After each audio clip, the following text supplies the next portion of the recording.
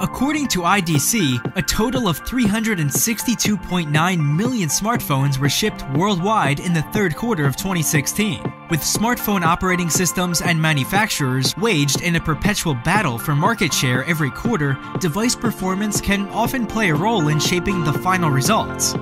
Meet Swisscom, the leading telecommunications provider in Switzerland, which offers corporate and residential mobile and fixed-line telephony, internet, and digital TV. With approximately 19,000 employees across Switzerland, 1/3 have daily contact with customers, either in sales or in customer service. Until now, the only rule, the process was broken handset, shipped it to service center. And people first have to understand that often it's actually the software which is responsible for the failure, although it seems that it's the battery or the display or the button that is broken. But that is actually useless to send a device to the service center because it can be repaired on site.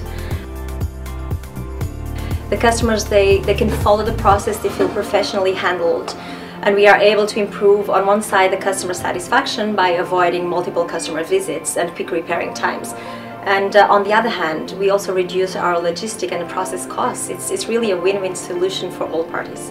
Meet Teqcycle Solutions, a company that facilitates corporate mobile buyback programs for different stakeholders in the European market, including Deutsche Telekom. The company uses a network of globally recognized service providers who deploy the Teqcycle software solutions.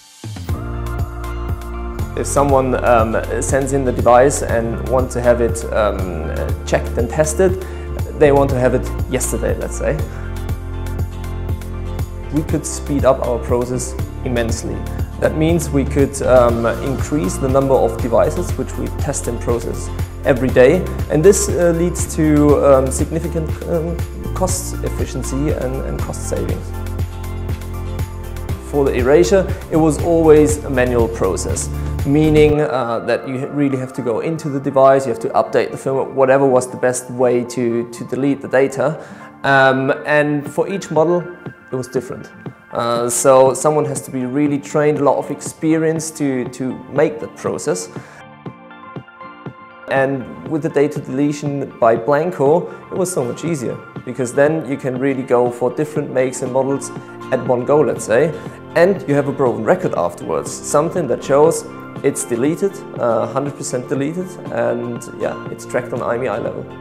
Meet FLIP4NEW, a re-commerce service that lets customers exchange their unwanted, used electronic gadgets for new gadgets, vouchers, and cash. With a few clicks, customers can also calculate the trade-in value of their used gadgets. Before we introduced Blancco Mobile Diagnostics, the process was quite manual.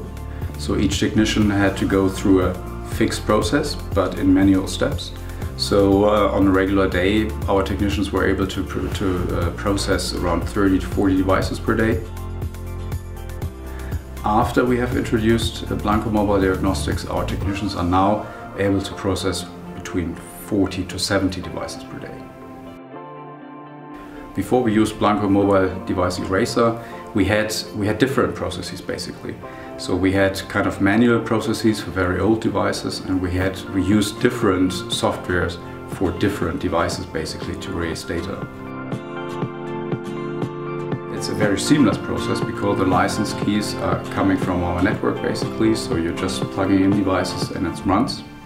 So that's very important for us in the end, to have a seamless process, and of course a process which really ensures us, and in particular our customers, that their private data are safe and are securely erased in the end. So how would you feel if your medical ailments, your bank details and your intimate text messages were available to buy for less than the cost of a couple of DVDs? Channel 4 News investigations revealed that 2 of the UK's largest pawnbrokers are selling mobile phones loaded with deeply personal information, despite telling customers they'd been wiped. As our own data recovery study has shown, used mobile devices are often resold without properly erasing data from them. How could this happen, you might ask? While deletion methods like a factory reset might be common and seem reliable, they aren't always effective at removing data permanently, and they don't comply with regulatory standards. How efficient and accurate is your device testing process? How reliable is your data erasure method?